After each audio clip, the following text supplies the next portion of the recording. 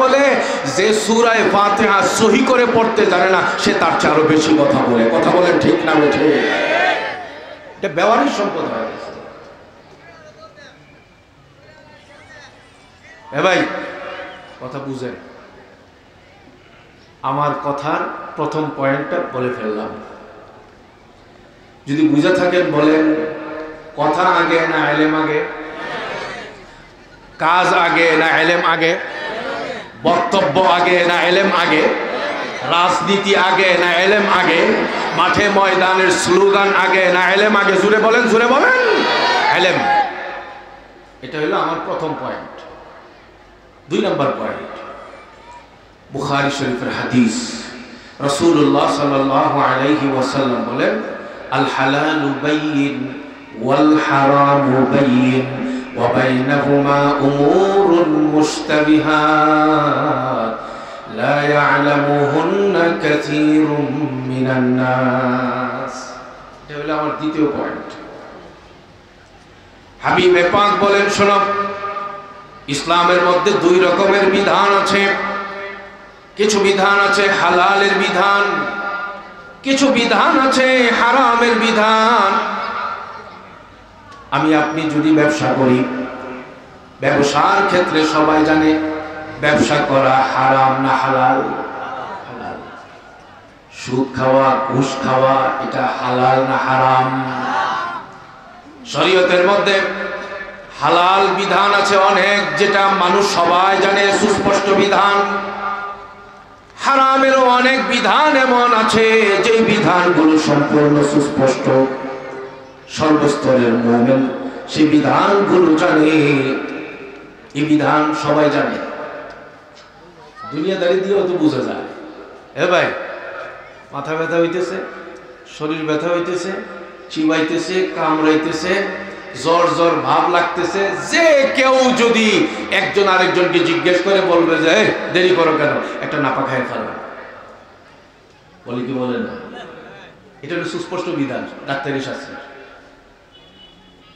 কিন্তু কেউ যদি বলে যে আমার বুকটা অনেক ব্যথা করতেছে, মনে হয় যে না আমি আর বাঁচবো না, এই ক্ষেত্রে ব্রাহ্মণবাড়িয়ার কোনো পাগলও এই কথা বলবে যে একটা প্যারাসিটামল খাও?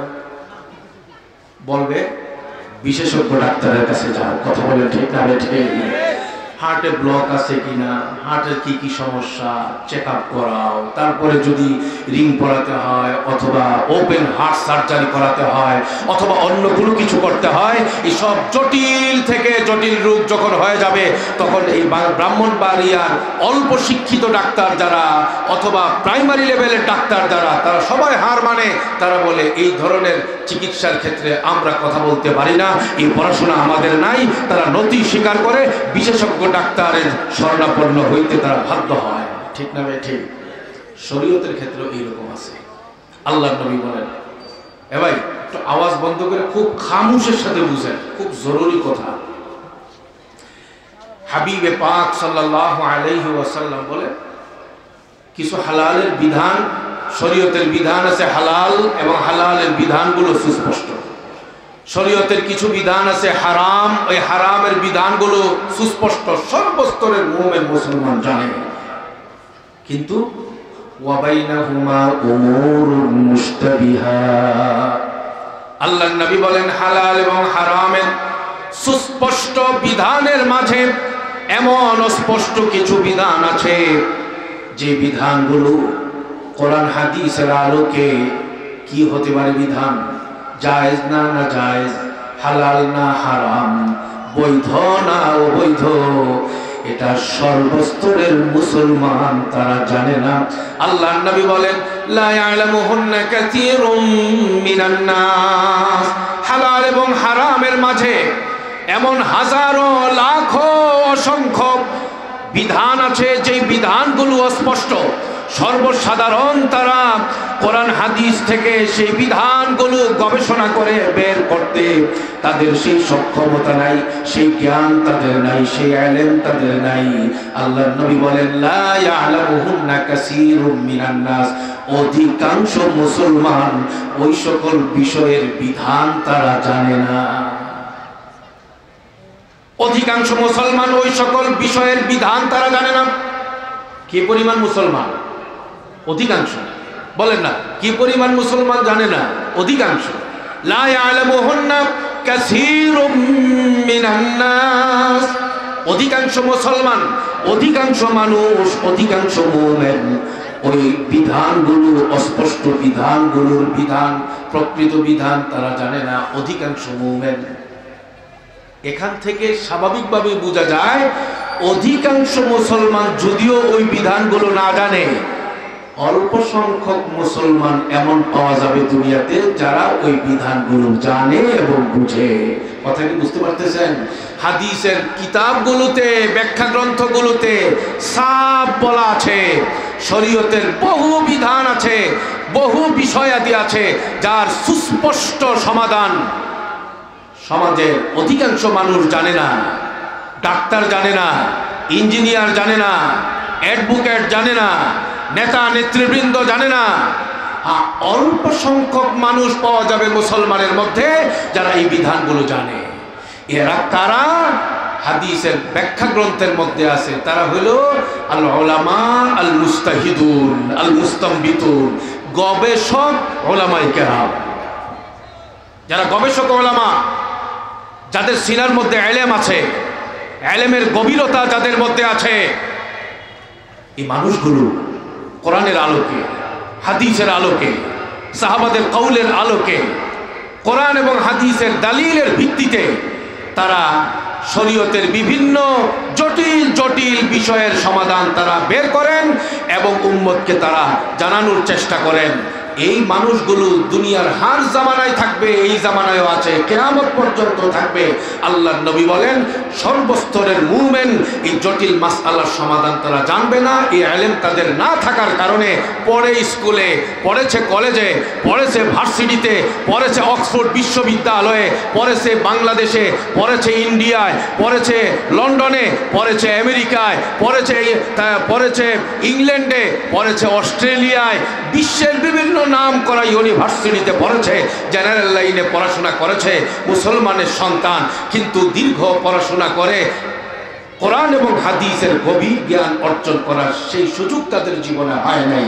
কিন্তু যেই সকল মানুষগুলো জীবনের শুরু থেকে মৃত্যুর আগ পর্যন্ত হাদিস পড়তে পড়তে, কোরআন পড়তে পড়তে, কোরআন হাদিস পড়াইতে পড়াইতে মাথার চুল পেকে গেছে, গালের দাড়ি সাদা হয়ে গেছে, যাদের হাতে লক্ষ লক্ষ আলেম তৈরি হয়েছে, যারা কোরআন এবং হাদিসের গভীর জ্ঞান আর ইলম রাখে, এই মানুষগুলোর ব্যাপারে আল্লাহর নবী বলেছেন যে অল্প সংখ্যক মানুষ যারা বড় বড় আলেম, গবেষক আলেম, তাদের ইলম আছে, ওই ইলমের ভিত্তিতে তারা এই মাসআলাগুলো জানে এবং বুঝে।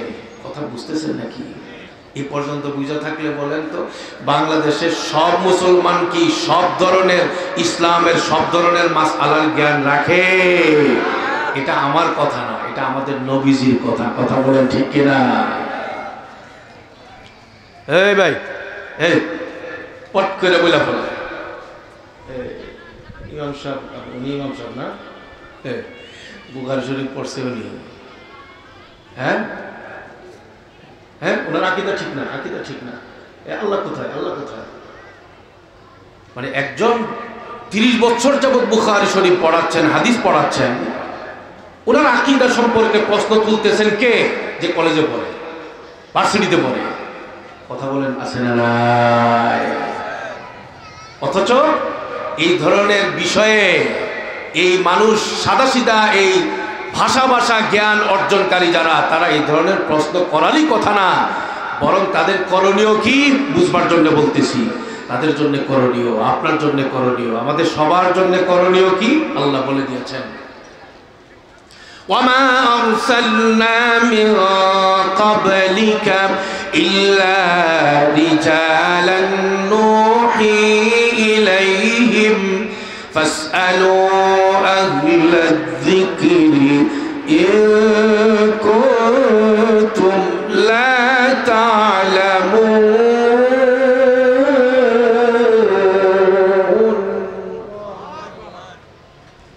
আল্লাহ তাআলা বলেন ফাসআলু আহলা যিকর ইন কুনতুম লা তা'লামুন।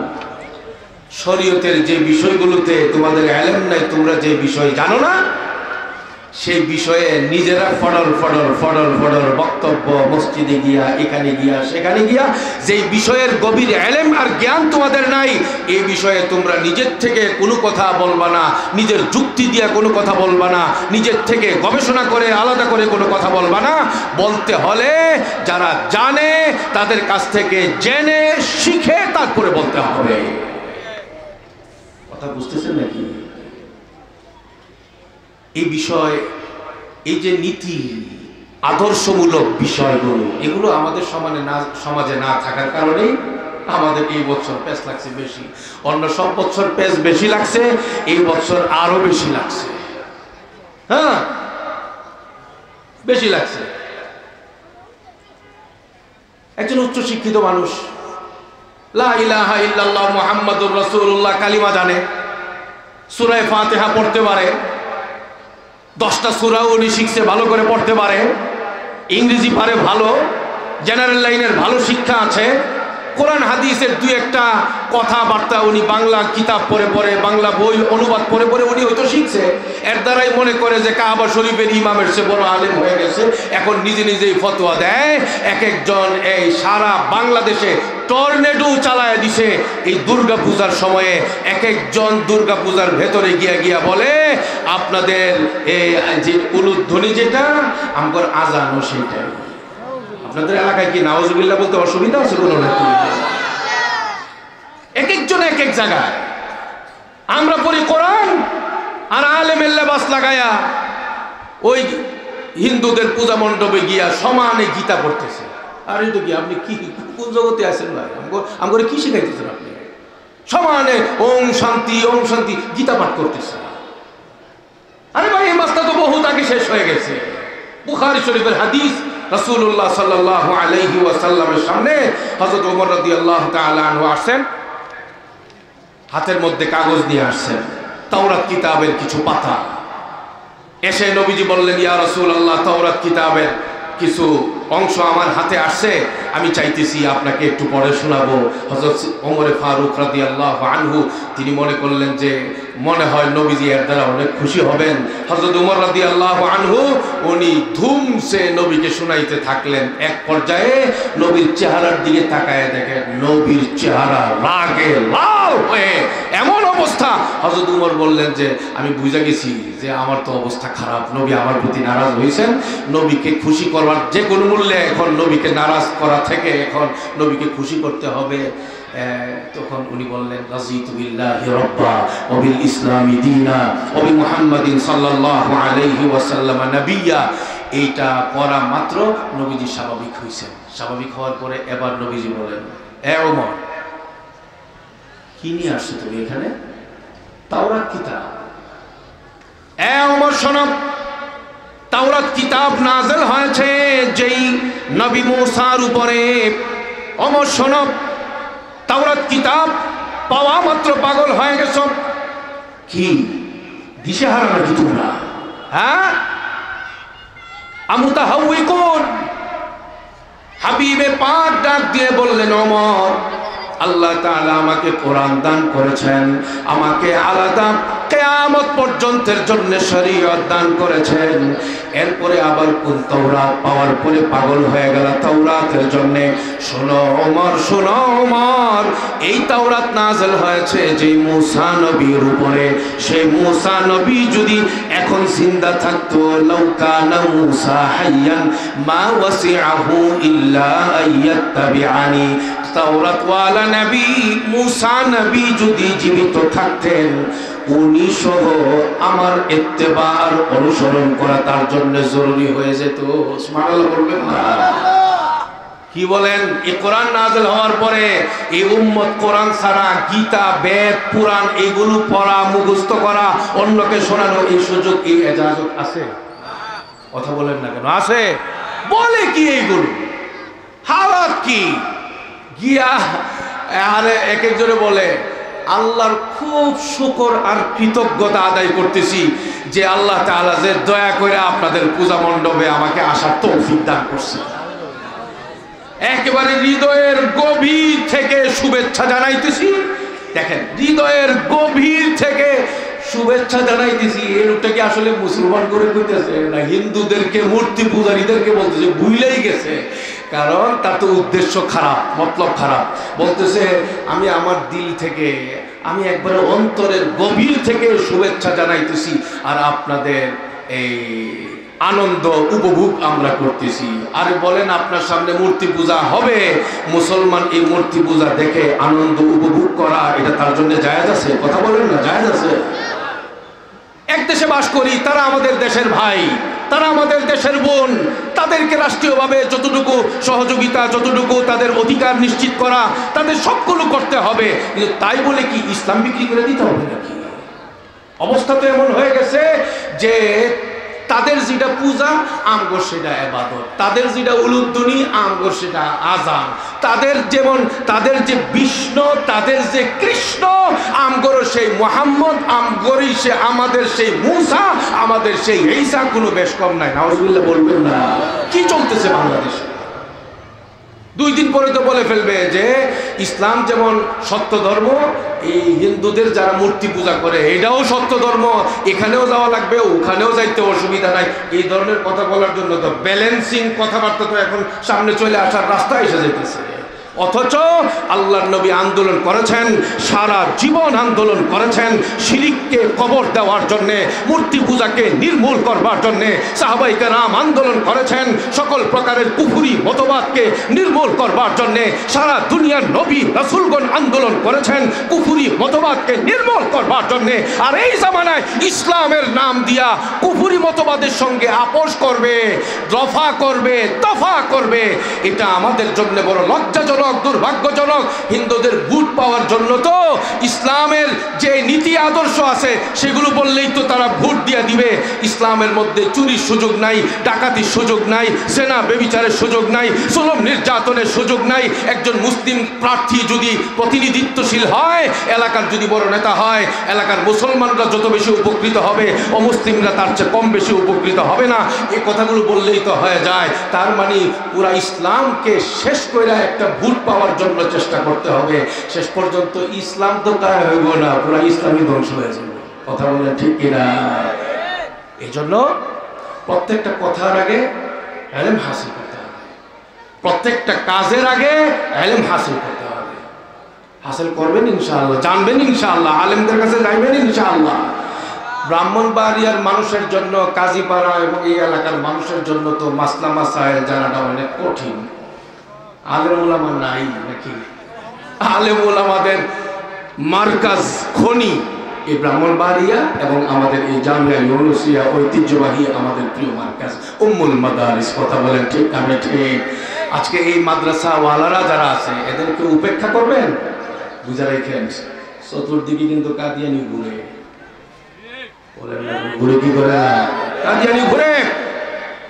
কাদিয়ানিরাও কিন্তু লা ইলাহা ইল্লাল্লাহর কালিমা জবানে উচ্চারণ করে, করে কি করে না? কথা বলেন না কেন? কিন্তু তারা কাফের কেন? ইলম নাই।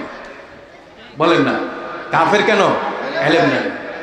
চতুর্দিকে হিজবুত তাওহীদ ঘুরে, ঘুরে কি করে না? কথা বলেন না? তারাও কাফের সম্প্রদায়। যারা বলে এই কথা, সত্যিকারের ইসলাম ব্রাহ্মণবাড়িয়াতে নাই, জামিয়া ইউনুসিয়াতে নাই। মুফতি মুবারকুল্লাহ সাহেব হুজুর, শেখ সাজিদুর রহমান সাহেব হুজুর সহ এই ব্রাহ্মণবাড়িয়ার কেউ সত্যিকারের তাওহীদ ইসলাম জানে না। বাংলাদেশের কোথাও সত্যিকারের ঈমান ইসলাম তাওহীদ নাই, এমনকি মক্কা শরীফেও নাই, মদিনা শরীফেও নাই। নাউজুবিল্লাহ বলতে অসুবিধা নেই তো? হ্যাঁ, সত্যিকারের ঈমান ইসলাম যদি শিখতে হয়, ওই টাঙ্গাইলের বাইজিদ খান পন্নী, যেটা বেপরদা এক মহিলা, তার কাছ থেকে শিখতে হবে। তার স্বামী কুলাঙ্গার যে সেলিম, তার কাছ থেকে শিখতে হবে। যেটা মাদ্রাসার বারান্দাও যায় নাই, সূরা ফাতিহা সহি করে পড়তে পারে না, সে সারা দেশের সকল আলেমদেরকে সে গুমরাহ এবং সে পথভ্রষ্ট বলে গালিগালাজ করে। এই মানুষগুলো গুমরাহ হচ্ছে, তার পিছনে উপযুক্ত মেয়েরা, বেপরদা মেয়েরা দৌড়াইতেছে, তার পিছনে ছেলেরা দৌড়াইতেছে, তাদের পিছনে শিক্ষিত ছেলেরা দৌড়াচ্ছে, শিক্ষিত মেয়েরা দৌড়াচ্ছে, আর ঈমান নষ্ট করতেছে। কেন? এটা তাদের সব রকমের জ্ঞান থাকলেও কোরআন হাদিসের ইলম নাই। কথা বলেন ঠিক না? ঠিক। আপনি আপনি যাবেন খরমপুরে, আপনি যাবেন মাইজবান্ডারে, আপনি যাবেন আটরশিতে, আপনি যাবেন আরো যত রকমের ল্যাংটা ফ্যাংটার মাজার আছে। শীতকালের যে উরুস হয়, এক একটা উরুসের মধ্যে কোনো কোনো জায়গায় লাখ লাখ নারী পুরুষ হয়। সেখানে শিক্ষিত মানুষ অন্তত শয়ে শয়ে হাজার হাজার মানুষ, শিক্ষিত মানুষ যায় কি যায় না? কথা বলেন না। আরে ভাই, ল্যাংটার সামনে তো একবারে বড় বড় অ্যাডভোকেট, বড় বড় আইনজীবীরা পর্যন্ত দামি দামি গাড়ি নিয়ে বসে থাকে, ঠিক না? এবং তারা মনে করে ওখানে নামাজ রোজা কিচ্ছু নাই, মদ আছে, গাঞ্জা আছে, ঢুল আছে, তবলা আছে, জড আছে, জডি আছে, ও এটার ভিতরে আল্লাহরে পাওয়া যাবে। এই যে একটা গুমরাহির ভিতর দিয়ে আল্লাহকে পাওয়ার চিন্তা করতেছে তারা। কেন? দুনিয়ার সব পড়াশোনা আছে, তাদের কোরআন হাদিসের ইলম নাই। কথা বলেন ঠিক কিনা?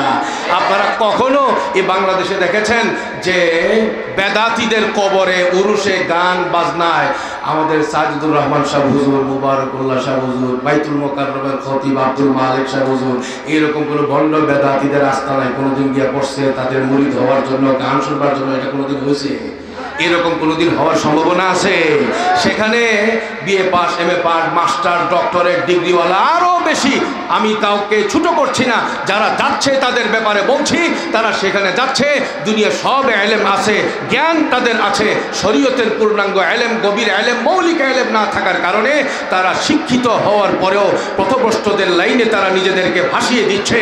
কিন্তু আমাদের এই দেশের হাক্কানি, রব্বানি, দেওবন্দি ওলামায়ে কেরাম তাদের জাগতিক বড় বড় সার্টিফিকেট না থাকলেও কোরআন হাদিসের বুৎপত্তি, কোরআন হাদিসের গভীর ইলম থাকার কারণে তাদের দ্বারা সহি কথা দুনিয়ার লাখো মানুষ শুনতে পায়, কোটি মানুষ শুনতে পায়, তাদেরকে রশি লাগায়াও বাতিলের সঙ্গে আপোষ করানো যায় না। কথা বলেন ঠিক না বেঠিক?